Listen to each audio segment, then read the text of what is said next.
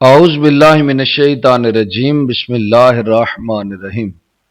پہلے آپ مرزا کے اعتراضات سنیں۔ اس کے علاوہ پوری دنیا میں کوئی بھی شخص جس کے یہی اعتراضات ہیں جو مرزا کر رہا ہے کہ غیر اللہ سے مدد مانگنا، یعنی اولیاء کو، مولا علی پاک کو غیر اللہ کہہ دینا، اور یہ کہنا کہ صرف اللہ ہی مدد کر سکتا ہے، ماں سوائے اللہ کے کوئی مددگار نہیں، یا یہ کہ جو ظاہراً موجود ہیں ان سے مدد لی جا سکتی ہے لیکن جو قبروں میں موجود ہیں ان سے مدد نہیں لی جا سکتی، یا اس طرح کی کوئی بات کہنا کہ جو دنیا میں تھا تو مدد مانگنا ٹھیک تھا، اب اس سے مدد مانگنا ٹھیک نہیں۔ تو میں ان تمام اعتراضات کے قرآن و حدیث سے دلائل عرض کروں گا، اور اعتراضات ہوتے بھی یہی ہیں۔ آپ سنیے ذرا مرزا کی زبان۔ بخاری مسلم میں حدیث ہے، نبی علیہ السلام نے فرمایا اللہ تعالیٰ نے ہر نبی کو ایک مقبول دعا دی تھی جو اس نے اس دنیا میں ہی کر لی، میں نے اپنی دعا چھپا کے رکھ لی ہے قیامت کے دن کے لیے۔ میں اس دعا کی برکت سے اپنے امتیوں کی شفاعت کروں گا، اور میری شفاعت سے میرے ہر امتی کو نفع پہنچے گا سوائے اس شخص کے کہ جس نے اللہ کے ساتھ کسی قسم کا شرک کیا ہوا۔ شرک is the most sensitive issue in the sight of Allah. شرک اللہ کبھی معاف نہیں کرے گا۔ اور شرک کی بنیادی تعریف کیا ہے؟ شرک کسے کہتے ہیں؟ ایاک نعبد و ایاک نستعین۔ اے اللہ عبادت بھی صرف تیری کریں گے، دعا بھی صرف تجھی سے مانگیں گے، اور کسی کو دعا کے لیے نہیں پکاریں گے۔ ظاہری اس باب میں تو آپ جو مرضی کریں، کسی کو پانی پلا دیں، کسی کا وزن اٹھوا دیں، وہ تو ٹھیک ہے، وہ تو قرآن میں حکم ہے وَتَعَاوَنُوا عَلَى الْبِرِّ وَالتَّقْوَى وَلَا تَعَاوَنُوا عَلَى الْإِثْمِ وَالْعُدْوَانِ۔ نیکی اور پرہیزگاری کے کاموں میں ایک دوسرے کی مدد کرو، اور برائیوں میں ایک دوسرے سے الگ رہو۔ لیکن جو غائب میں مدد کے لیے پکارنا ہے، دعا کرنا ہے، وہ اللہ تعالیٰ کے ساتھ خاص ہے۔ حتیٰ کہ اس کا کلائمیکس وہ سورہ نمل کی آیت ہے، اَمَّن يُجِيبُ الْمُضْطَرَّ إِذَا دَعَاهُ۔ بھلا بتاؤ تو کون ہے جو اضطراب میں گھرے ہوئے شخص کی دعا کو سنتا ہے، وَيَكْشِفُ السُّوءَ، اور اس سے برائی کو دور کر دیتا ہے، وَيَجْعَلُكُمْ خُلَفَاءَ الْأَرْضِ، اور زمین پہ تمہیں اگلوں کا خلیفہ کرتا ہے۔ تم مر جاتے ہو، تمہاری اولاد، وہ مر جائے گی، اس کی اولاد۔ یہ کون بسار ہے؟ الہ مع اللہ، کیا اللہ کے ساتھ کوئی اور الہ بھی ہے؟ قلیل ما تذکرون، بہت کم لوگ ہی نصیحت حاصل کرتے ہیں۔ اس میں اللہ تعالیٰ فرما رہے ہیں کہ بھلا بتاؤ کون ہے جو دعا سنے اور تکلیف دور کر دے؟ کیا اللہ کے ساتھ اور الہ بھی ہے جو یہ کام کر سکے؟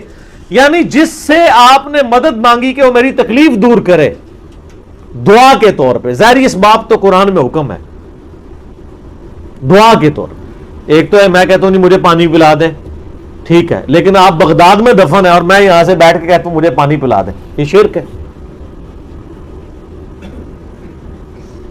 یہ جھگڑا ہی نہیں ہے کہ مولا علی علیہ السلام کو اختیار ہے یا نہیں۔ مولا علی کو اللہ نے اختیار بھی دیا ہو، تب بھی مولا علی کو آپ پکار نہیں سکتے مدد کے لیے، کیونکہ مولا علی بھی اللہ کو پکارتے تھے، اور مولا علی کا ماننے والا بھی۔ مولا علی کا صحیح شیعہ کون ہوگا؟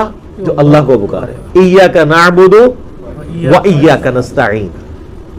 تو یہ بہت سینسٹیو معاملہ ہے۔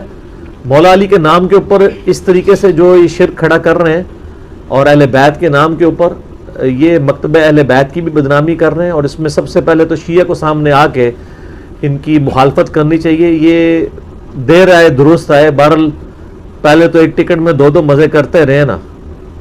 جیسے مزارات پہ جو کچھ شرک ہو رہا ہے نا، علماء مخالفت تو کرتے ہیں اسی مکتبہ فکر کے، لیکن ساتھ مزے بھی لے رہے ہوتے ہیں کہ چلو یار ہمارے ٹھیک آباد تو ہے نا۔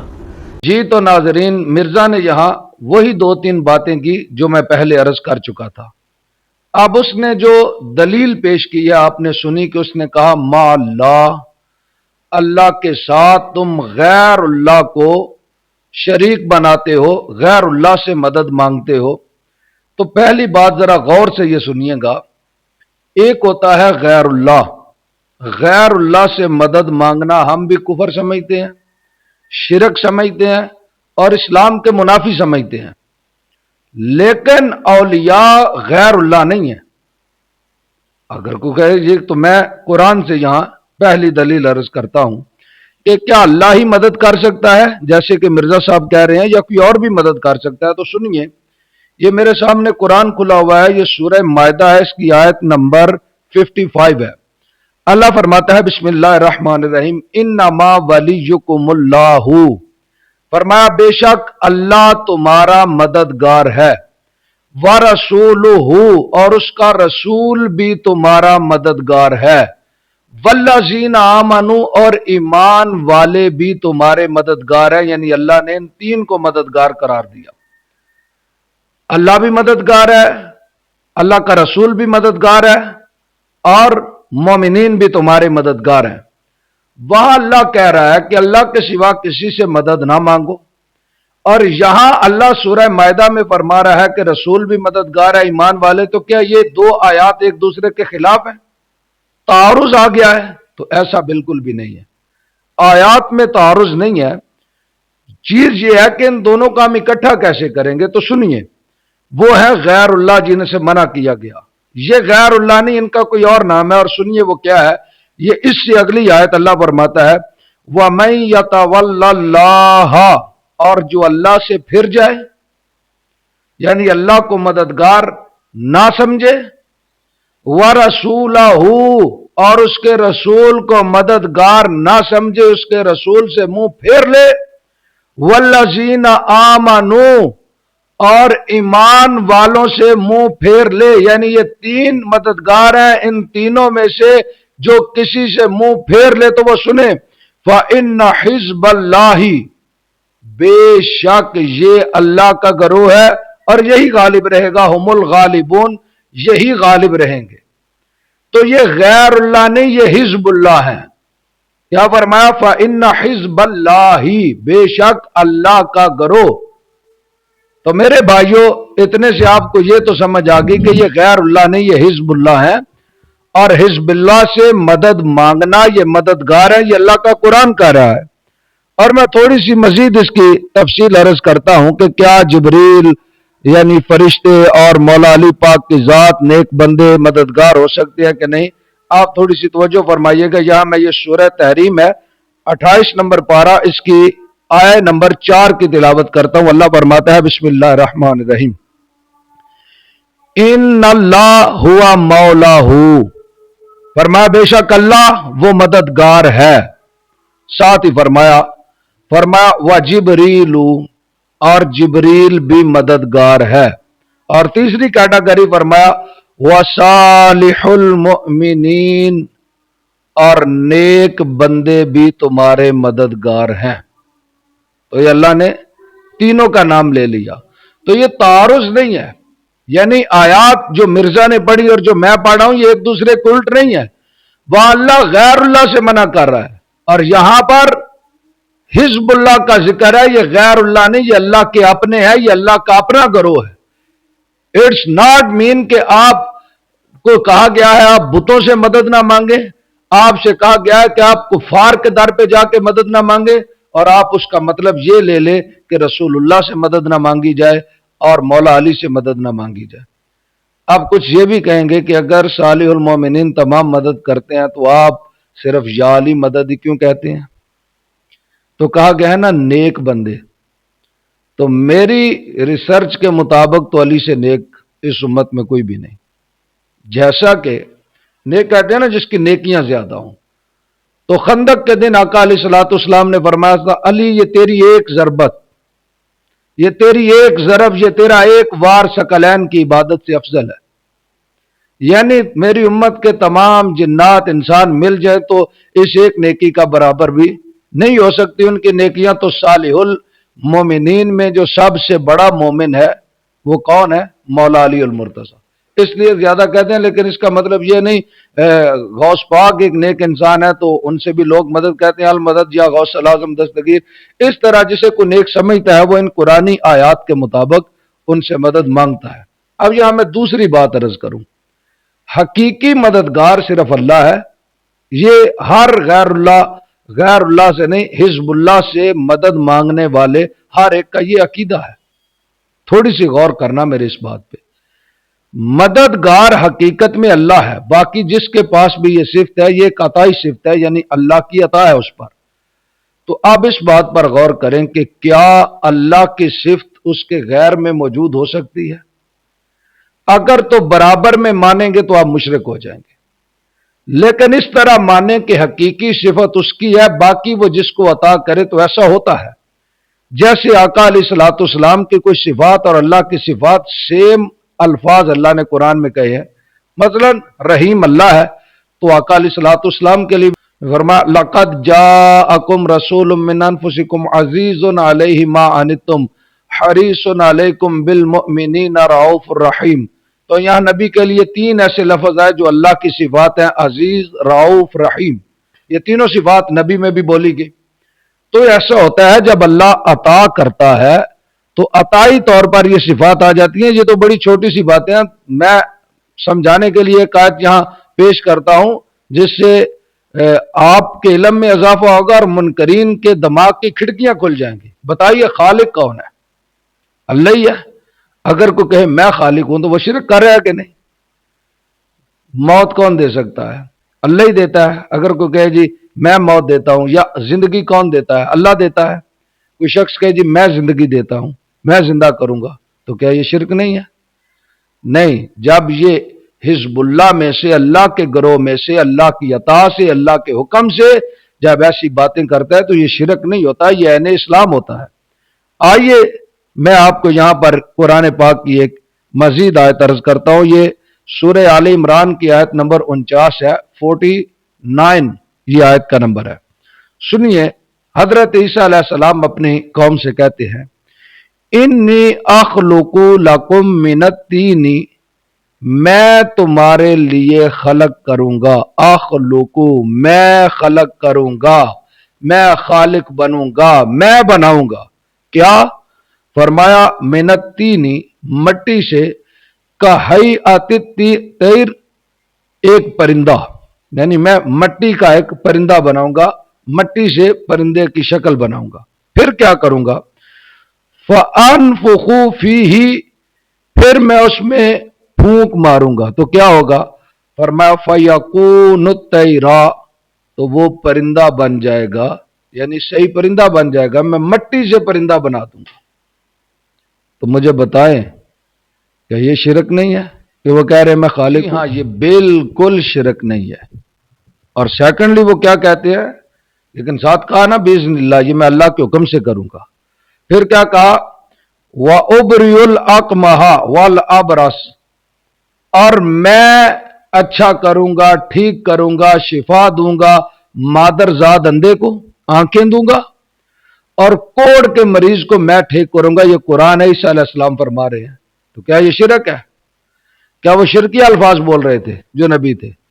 नहीं भाई, हिजबुल्लाह अल्लाह की अता से अल्लाह वाली सिफात उनमें आ जाती हैं, लेकिन उसकी हकीकी हैं, इन्हें अता की गई हैं। और इसी तरह मैं आयत पूरी कर दूं, उन्होंने अगला दावा क्या किया? कहा व उहयिल मौता बिइज़्निल्लाह, और मैं अल्लाह के हुक्म से मुर्दे भी जिंदा कर दूंगा। करूंगा अल्लाह के हुक्म से। करेगा कौन? फरमाया व उहयी, और मैं जिंदा करूंगा।